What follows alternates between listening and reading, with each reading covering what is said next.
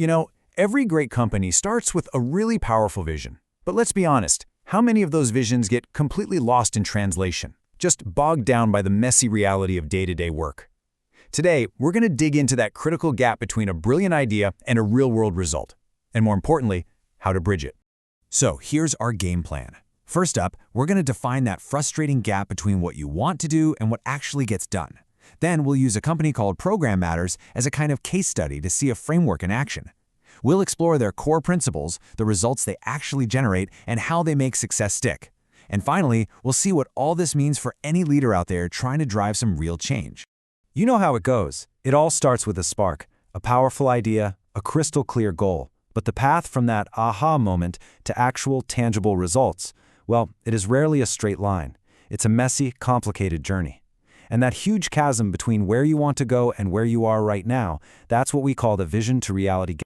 So let me ask you this, and be honest. Does your company's big, grand strategy actually drive your daily results? Is there a clear, unbroken line that connects the boardroom's vision to what your team is doing, like, right now? For most companies, that connection is fuzzy at best. This image just nails the core conflict, doesn't it?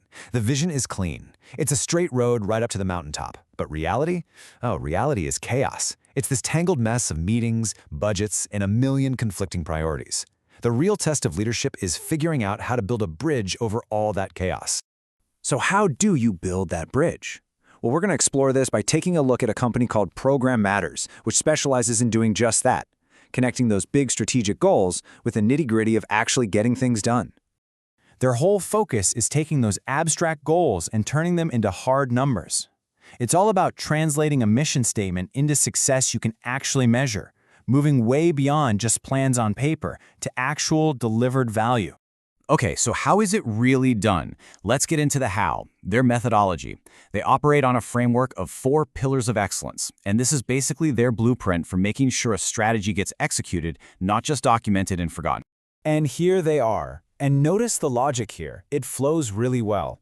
It all starts with program design, building the right program from the ground up with proper rules. Then, it moves to portfolio management, so you're managing all your projects as one big picture, not in separate silos.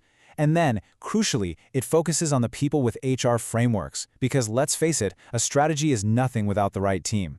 And it all wraps up with managing change, making sure the new way of doing things actually sticks. It's a full circle flow, from architecture all the way to adoption.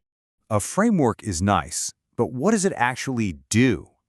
This is where we get to the bottom line, right? The tangible outcomes. What's the actual return on putting this kind of disciplined execution into practice? This quote really gets to the heart of their whole approach.